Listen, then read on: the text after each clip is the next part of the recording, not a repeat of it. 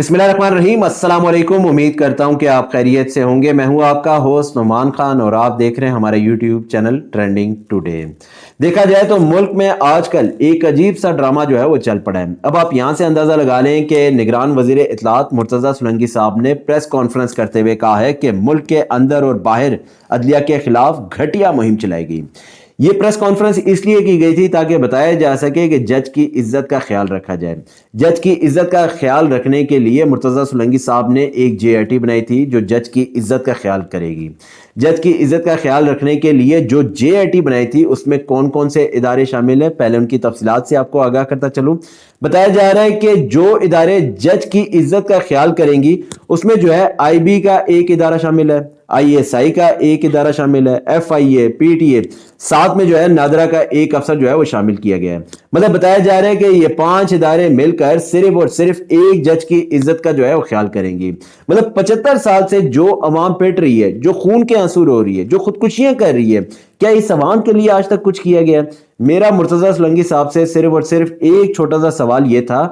कि इन इदारों में बैठे अफसरान को जो सैलरियां दी जा रही हैं या इनकी कंफर्ट का जो ख्याल रखा जा रहा है या इनको सहूलियात जो दी जा रही हैं, इन तमाम चीज़ों को कहां से पूरा किया जा रहा है? अगर इन तमाम चीज़ों को अवाम के दिए हुए टैक्सेस से पूरा किया जा रहा है तो इन इदारों ने आज तक अवाम के लिए क्या किया है? क्या ये इदारे इसलिए बनाए गए थे ताकि ये एक जज की इज्जत का जो है ख्याल करेंगी? और मुझे अफसोस यहां पे होता है कि अगर ये तमाम इदारे मेहनत, ईमानदारी, दयानतदारी और खलूस के साथ पाकिस्तान की खुशहाली के लिए काम कर रहे होते या पाकिस्तान की तरक्की के लिए काम कर रहे होते या पाकिस्तान के मुफाद में काम कर रहे होते या पाकिस्तान को आगे बढ़ाने के लिए काम कर रहे होते तो पता नहीं पाकिस्तान आज कहां से कहां पहुंचा होता। लेकिन अफसोस की बात यह कि 5 इदारे मिलकर सिर्फ और सिर्फ एक जज की इज्जत का जो है वो ख्याल करेंगी।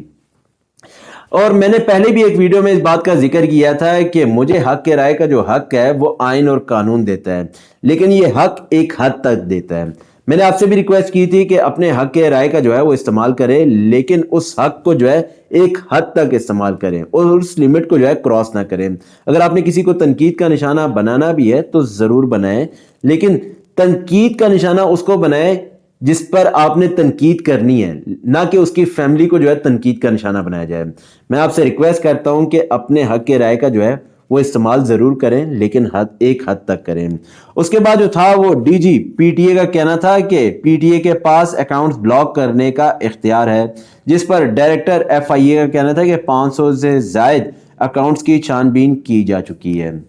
लेकिन देखा जाए तो इस टाइम जो है या तो हम लोग बहुत फारिग हैं या ये तमाम इदारे बहुत फारिग हैं जो इस टाइम जो है एक जज की इज्जत की खातिर जो है वो काम कर रहे हैं। और मैं आपको कहा था ना कि यहाँ से आप अंदाज़ा लगा लें कि इस टाइम जो है मुल्क में चल क्या रहा है। हमारी आज की जो पहली न्यूज़ है वो बेसिकली आज़ाद उम्मीदवार राजा अवैस खालिद साहब के हवाले से, और बताया जा रहा है कि राजा अवैस खालिद साहब का जो ताल्लुक था वो बेसिकली एक टाइम पे पाकिस्तान मुस्लिम लीग नून के साथ था,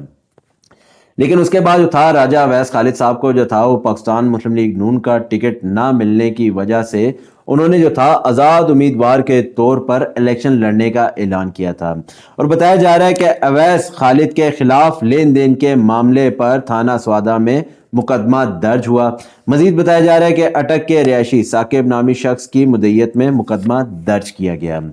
अब यहाँ से आप अंदाज़ा लगा लें कि जिस टाइम इनके कागजात नामजदगी जमा करवाए गए थे उस टाइम किसी किस्म का कोई एतराज़ नहीं था, लेकिन इस टाइम जो है पाकिस्तान मुस्लिम लीग नून नहीं चाहती कि उनके अगेंस्ट कोई इलेक्शन लड़े, ख़ास तौर पर वो लोग जिनको पार्टी का टिकट नहीं दिया गया। अब आप यहाँ से अंदाज़ा लगा लें कि पाकिस्तान मुस्लिम लीग नून के बहुत से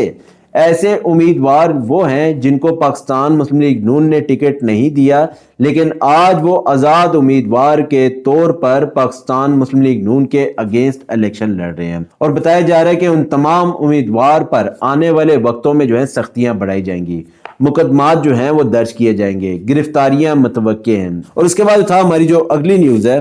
वो बेसिकली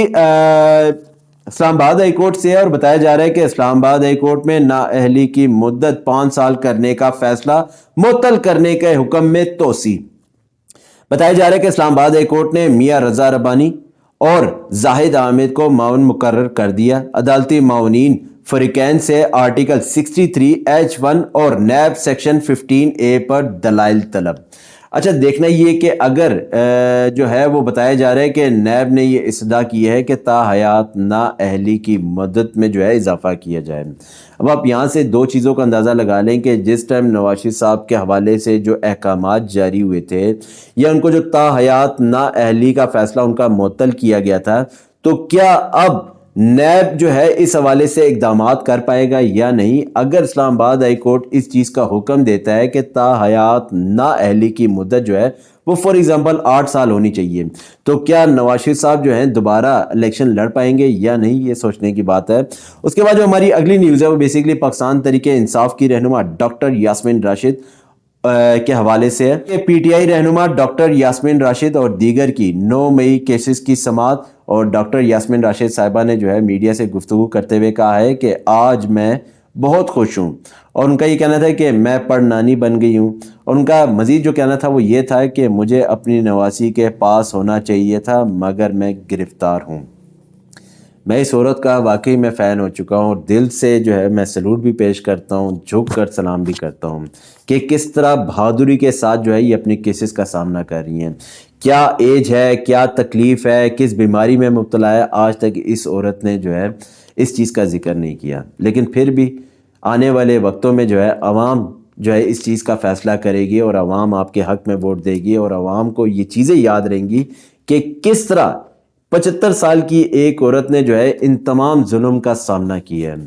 اور اس کے بعد جو ہماری اگلی نیوز ہے وہ بیسیکلی مریم نواز صاحبہ کے حوالے سے ہے، اور مریم نواز صاحبہ کا کہنا تھا کہ عوام جانتے ہیں کس نے کام کیا، کس نے انتقام لیا۔ جی عوام بالکل جانتے ہیں، آپ بے فکر رہیں، اس ٹائم عوام نے جو ہے آنکھیں بھی کھولی ہوئی ہیں، کان بھی ان کے کھلے ہیں، زبانیں بھی چل رہی ہیں۔ مزید جو تھا وہ مریم نواز صاحبہ کا کہنا تھا کہ نون لیگ پر برا وقت آیا تو کسی کارکن نے پارٹی نہیں چھوڑی، لیکن آپ صرف یہاں سے اندازہ لگا لیں کہ کسی پارٹی کو اس طرح ہراساں کیا گیا جس طرح پاکستان تحریک انصاف کو ہراساں کیا گیا؟ کیا اس طرح کے مقدمات جس طرح کے پاکستان تحریک انصاف کے امیدواروں پر بنائے گئے، کیا اس طرح کے مقدمات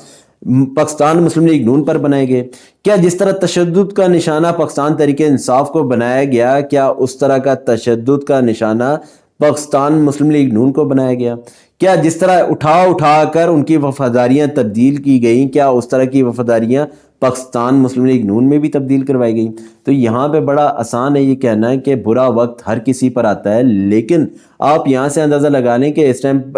مریم نواز صاحبہ یہ کہنا چاہ رہی ہیں کہ ہم پر بھی برا وقت آیا تھا لیکن ہمارے امیدوار ڈٹے ہوئے تھے اور ایسے نہیں تھے جیسے پاکستان تحریک انصاف کے ہیں۔ لیکن پاکستان تحریک انصاف کے حوالے سے جس طرح کا ایکشن ہوا ہے، جس طرح ان کے رہنما گرفتار ہوئے ہیں، جیسے ان کے رہنما اغوا ہوئے ہیں، یا ان کے رہنماؤں کے گھر والوں کو جس طرح ہراساں کیا جاتا رہا ہے، اس طرح پاکستان مسلم لیگ نون کے ساتھ نہیں ہوا۔ اگر اس طرح ہوا ہوتا تو شاید جو ہے ابھی پارٹی کا نام و نشان نہ ہوتا۔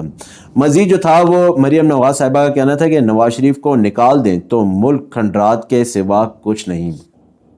اچھا یہاں پہ 30 سال کرنے والی حکومت آج یہ بتانے پہ مجبور ہے کہ ہم نے کیا کیا ہے۔